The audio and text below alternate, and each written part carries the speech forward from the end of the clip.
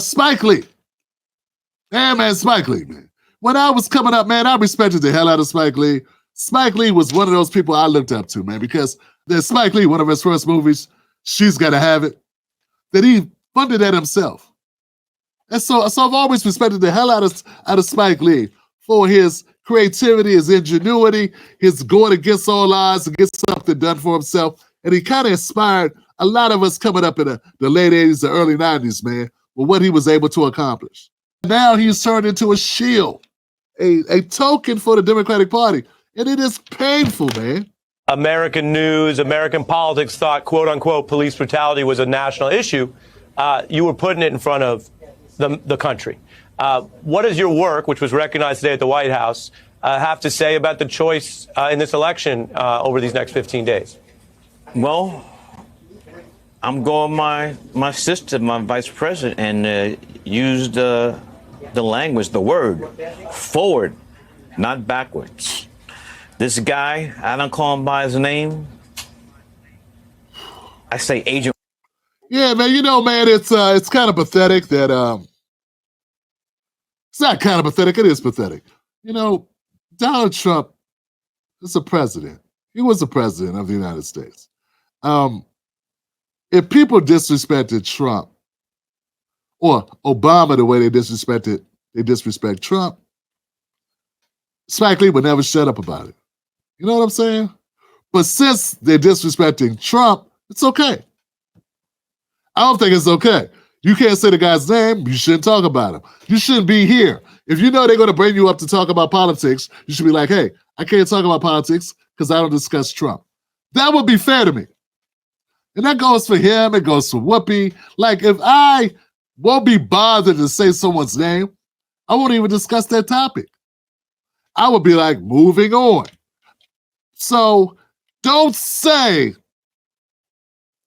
you won't say his name. Just don't comment about him because I think it's hypocritical. I think you're doing it for effect. I think you're doing it to be a lame. I think you're trying to gaslight. It ain't done nothing to you where you would be like, oh my God, he brought back slavery. He didn't. So like, this is like over the top BS. And there are other people, Spike, other presidents who have done shit that you have no smoke for at all. And I don't understand it. And also, last thing before I go back, guys, why does Spike always sound like he don't even know what he's gonna say? Yeah, man, I'm not saying you gotta be the best public speaker, but it's always like, oh, okay, let me start by saying the world is a planet. And if the planet is like, why is it like every word that comes out of Spike's mouth is a decision? Like, he has to think about it. He has to think for like 2 seconds. Just notice what I'm saying. It's like a delayed word for word. He's been like this for years. It's not just because he's getting older. He's been this way always. He's always, it's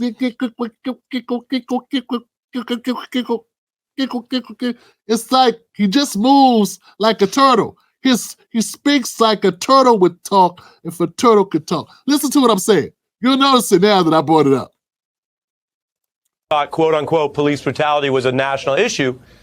You were putting it in front of the country. What does your work, which was recognized today at the White House, have to say about the choice in this election over these next 15 days?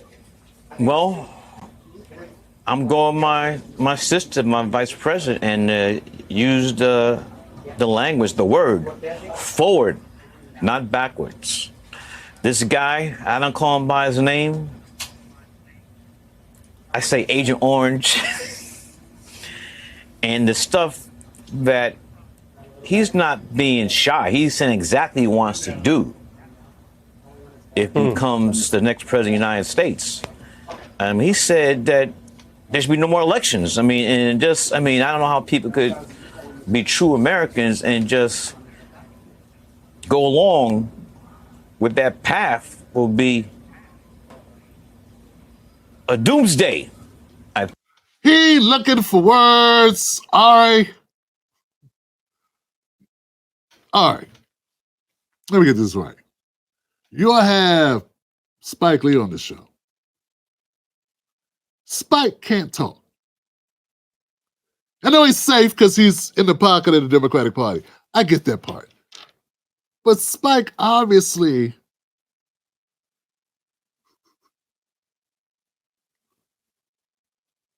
all day, right? All day.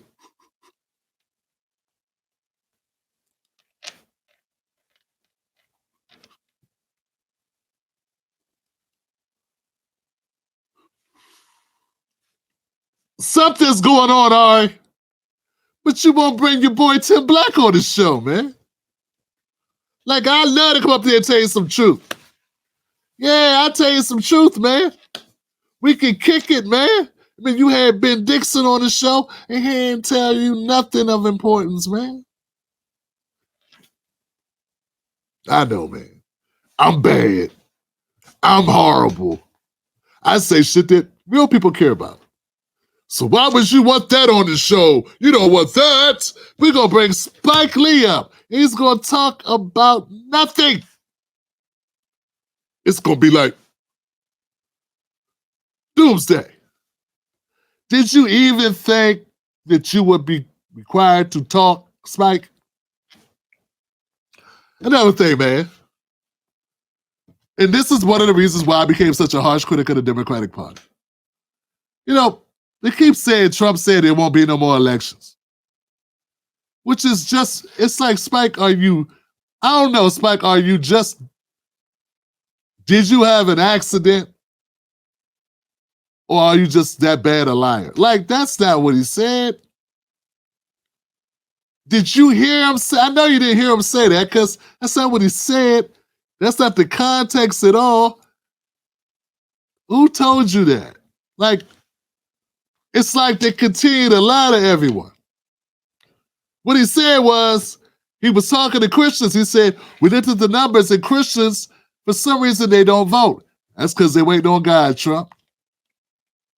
So he told Christians, hey, I know you don't normally vote, but come out and vote this one time. You ain't going to have to vote after that because I'm going to fix the problems. But if you come out and vote one time, I'll fix the problems. Come out this time. That's what he's saying. He didn't say, hey, guess what? I'm going to tear up the voting. Ain't going to be no more voting after this. Yeah. I'm going to destroy the voting system. That's not what he said. And see, here's the problem. It doesn't matter. I just wasted my voice. Because the people that watch MSNBC, they believe anything they hear. They don't research shit. Or they would never watch again. Because I was them. I'm a reformed mainstream media person because that's what I did. My job was to cover. And when I was covering them, I discovered the lies. I find no joy out of roasting Spike Lee. But if you're going to perpetuate talking points that are bogus and you can put this in, you got a computer in your pocket, Spike. Look up shit. That's all. And I'm not the only one to say that this possibly could be the most important presidential election in the history of this country. That's how dire this is. This is not a... Yeah, see, that's how I know you're lying, because you went right from saying Trump said no more elections to saying this is the most important election in history. That's what he was saying. So you might, look, vote this time, because this is really important. You ain't going to have to vote again if you don't want to, but this is it. That's exactly what he said, which makes me believe you are full of it, Spike. And Ari, what happened to fact-checking, Ari?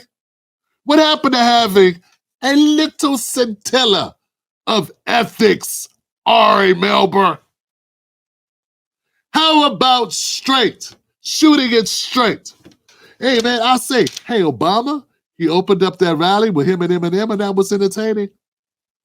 That's honesty. That's being real. But Ari Melber will let Spike Lee spew foolishness, it'd be like this. Because you know he was full of shit, but you still like this. Pleasant face. While hearing nonsense, foolishness, lies. Joke is not funny. This is like life and death. So I urge people not versus the vote. Get with the program and let's move this forward. Man, somebody come throw a blanket over Spike, throw him in the back of the truck, and take his ass to the airport. He was in D.C. Why was he in D.C.? Because he just got an award from Joe Biden administration. The name of the award that Spike picked up was the Uterus Award. I'm sorry. Biden gave Lee the National Medal of Arts. Prestigious award. So here's the guy. Here's the deal, guys. And this goes for a lot of them. The reality is a lot of people get their money right with the Democrats. There is like a long line of people, a lot of these people. Spike Lee, the primary beneficiary. He benefits from having a cozy relationship with the Democrats. So does DL, so does Trevor Noah, so does Roy Wood Jr., so does Steve and Ricky Smiley. So these people, they benefit from it. This is why we call them hacks. This is why they're sellouts, because it's not about you benefiting. Spike can't tell you a real reason why you should choose Kamala. He won't be able to tell you like, oh, amazing policy. Her decision on this, her decision on that, her vision of this. No, he'll just be like, she's a nice person and we should get behind my sister. We should do the sister thing because the sister, just dumb reasons. Reasons that hurt us. But they all benefit from their association with the Democratic Party. And that's why it's so dangerous. It's not that I don't understand that people are looking out for their own economic interest.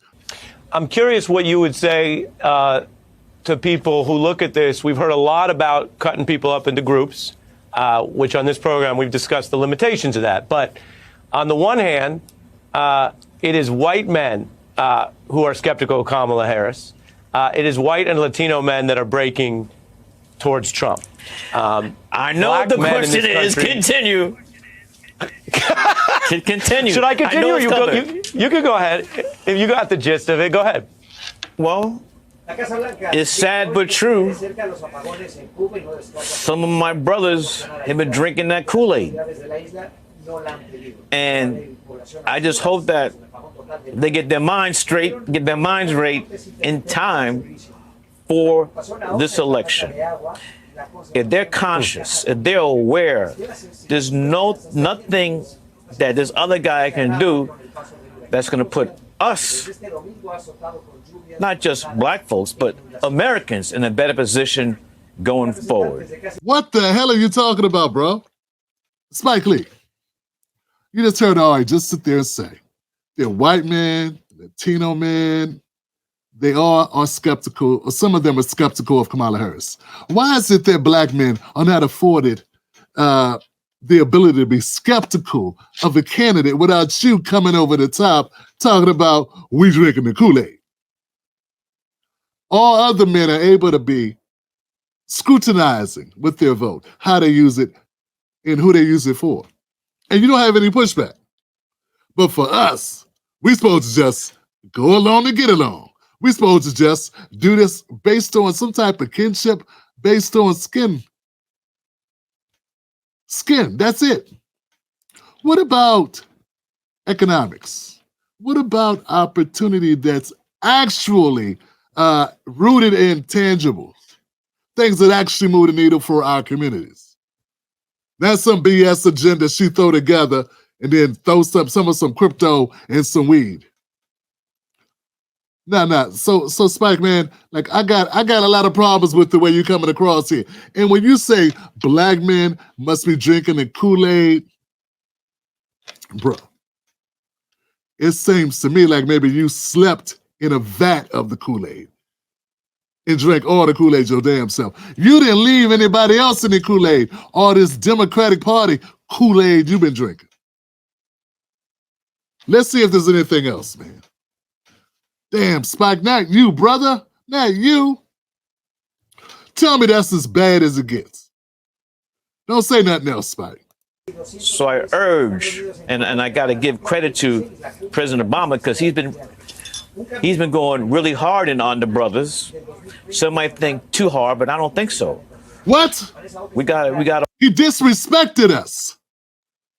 You don't get to talk down to me about how I use my vote. You don't get to reprimand me, chastise me. I'm a grown-ass man. I would use my vote as I choose to. Barack was talking as if we owe Kamala something. Kamala has done nothing for black community, nothing for black men, that we owe her a damn thing. Spike Lee, this right here looks horrible on your resume, your legacy resume. You done messed around and let these Democrats get you souped up and get your mind all twisted. This is pathetic what you're doing, brother. This is, man, I know it's good for your pocket. I understand it's good for your pocket. I understand it's good for your career, brother. But this is not good for your legacy. This is not good for the man that we thought you were, brother. This is a disappointment. An utter, shameless disappointment, Spike. For you to ride with Obama on this. You brothers have no backbone.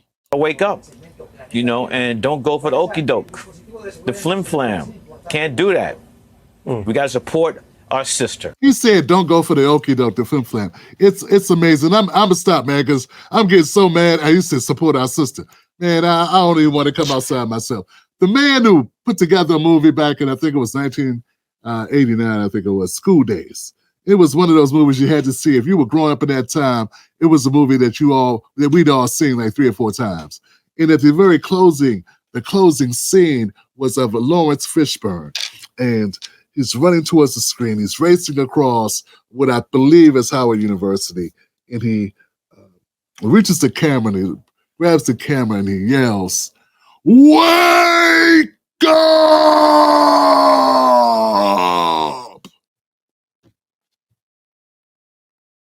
He was telling black people to wake up, man. Wake up to what we're doing to one another. Wake up to where we are in this world. Wake up to what the possibilities of us coming together could mean. Wake up to your future, your destiny. Wake up to the legacy that you want to carry forward. It's black men, strong black men, determined black men. It's a black family. And we got you now, dog. Using that to flip it around to make it some type of metaphor for Barack Obama and Kamala Harris, man. This is disgusting, brother. They say you either die the hero or live long enough to be the villain. Spike, you sold us out, brother. Hope it was worth it, Mars.